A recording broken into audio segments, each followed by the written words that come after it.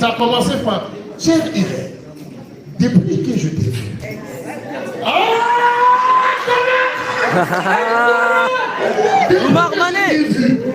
L'amour que j'ai pour toi est égal au nombre d'étoiles dans le ciel, multiplié par le nombre de graines de sable dans le désert du Sahara.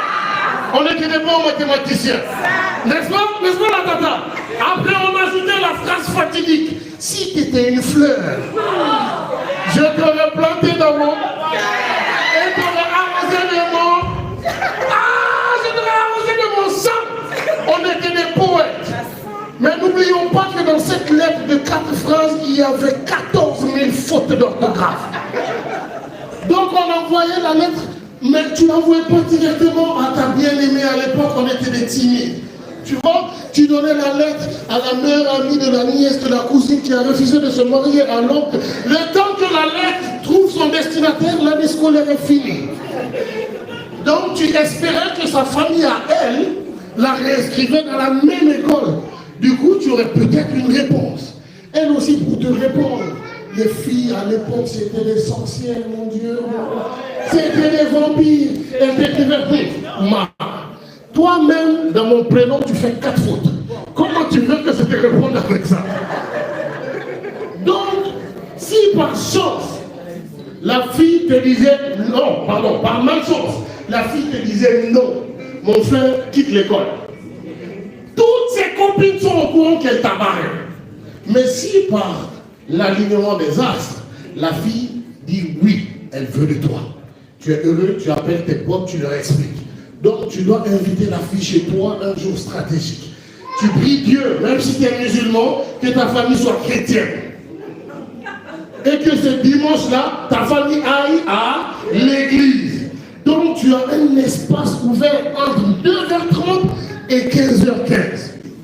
Donc quand la fille venait chez toi, déjà chez nous, on vivait dans un 2 pièces avec 14 cousins, frères et sœurs. Les garçons dans une même chambre, on était 12. Et on dormait en Tetris. C'était qui le premier dort à la meilleure place. Donc tu devais négocier avec tous tes cousins de la même chambre des sorties le jour où la fille doit arriver chez toi. Tu faisais un de ces nettoyages dans ta maison, le genre que tu n'as jamais fait. Si tu pouvais nettoyer tout ton quartier, tu l'aurais fait. Donc la fille arrivait. Dans cette chambre, il y a un lit, une place, une chaise et une ancienne radio Sharp 6 piles. Tu la connais, la radio Sharp de 6 piles. Donc quand tu arrivais avec la fille, tu rentrais droit entraîné dans la chambre, tu t'assois directement sur la chaise. Tu lui laisses une seule option, c'est s'asseoir dans le lit. Ah, c'est un visionnaire, oui. C'est un visionnaire, il connaît. Et dans cette chambre, tu nettoyais même sous le lit, parce qu'on ne sait jamais, les filles, c'est des sorcières. Elles peuvent faire tomber son sac, elles vont se courber, il faut qu'en bas de ton lit soit nickel chrome. Dans ta radio Sharp 6 piles, que pour recharger les piles, je ne sais pas qui nous a dit que les piles, il fallait les mettre au congélo pendant 30 minutes, genre ça régénérait. Tu évitais de faire les forward et les return. Quand tu devais reculer sur un morceau, tu le mettais, ta cassette, tu vois, et tu tournais, n'est-ce pas? Mais maintenant, une fois que la fille est dans ta chambre, tu veux lui montrer que tu es un gars romantique. Dans ta cassette, il fallait quelques morceaux stratégiques. Et tu devais faire en sorte de connaître les paroles de ces chansons. Il te fallait une chanson romantique en français. N'est-ce pas, maman? Oh! Mais attends! Il y avait cette chanson dans les années 80-90 qui cartonnait, qui est française. Dès que la fille entendait « Darling, faisons l'amour », tous deux émergent, carton, délire sensuel. Bien, mais tu devrais la montrer aussi que tu étais ouvert au monde. Donc tu t'assurais qu'il y a une chanson romantique en anglais. Il y avait cette chanson aussi à la même époque qui cartonnait les feux de Dieu. C'était I believe I can die. I believe. Je connais pas le reste des paroles. Je comptais sur toi mais tu m'as laissé. I believe. Quand tu mettais ça la fille, tu disais, il est romantique.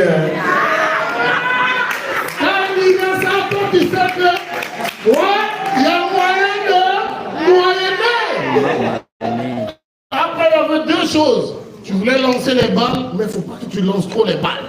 Si tu lances trop les balles, la même fille va aller dire encore à ses copines parce que la validation passe par ses amis. Elle m'a obsédé. À peine je me suis posé, je voulais souvent plonger, tu vois. Les garçons d'aujourd'hui, et ils sont comme ça. Mon frère, mais si tu ne lances pas aussi les balles, la même sorcière va aller voir les mêmes amis. Un PD. Ah, j'ai oublié qu'on dit plus ça ici. Je me suis dit 2 secondes à Brazzaville là. Incroyable. Avant de terminer, je vais terminer sur un petit extrait parce que beaucoup de Caucasiens ici devraient se demander qu'est-ce que moi, un bon négroïde mélanodère fou en Europe. Eh bien, moi, je suis venu ici par amour pour une fille. Oui. Tu as l'air déçu de moi. J'étais là dans ton estime, là, c'est fini. Tu n'es plus avec moi. Mais moi, j'ai fait ça par amour. Et j'ai fait mieux. Je ne suis pas venu en France. J'ai quitté mon beau soleil, mon beau pays, les cocktails, les plages, pour la Suisse.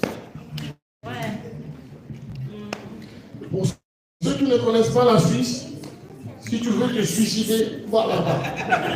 C'est le pays. Tu connais la Suisse? Heureusement que tu as quitté, mon champion. La Suisse, tu veux, c'est le pays le plus ennuyant de l'univers. Le jour de mon arrivée, première fois, un 1er d'août en Europe. J'arrive, j'attends ma fiancée à l'aéroport de Bâle. Je fume une cigarette comme tout bon jeune français. Okay? Quand je la vois venir, je fais comme tout le monde. Je jette mon mégot de cigarette. Pendant que mon mégot tournait dans le ciel, je la vois derrière le mégot en train de courir en slow motion vers moi. Non, on ne fait pas ça ici. Le temps que le mégot de cigarette touche le sol, police, 130 € à payer comme bienvenue dans ce pays. C'est ce que j'ai dû payer. Alors j'arrive dans son petit village appelé Binningen. Ils ont l'habitude de voir des noirs là-bas. Oui. Une fois chaque 10 ans à la télé. Donc quand je suis arrivé là-bas, voilà, on m'appelait Christopher Colomb. J'étais Christophe Colomb là-bas, j'avais découvert cet endroit. Je marchais en gangster. Jamais je me suis senti autant en sécurité dans un pays européen. Partout où je passais, il y a la police qui était là pour ma sécurité. Partout. Merci mesdames et messieurs de m'avoir écouté.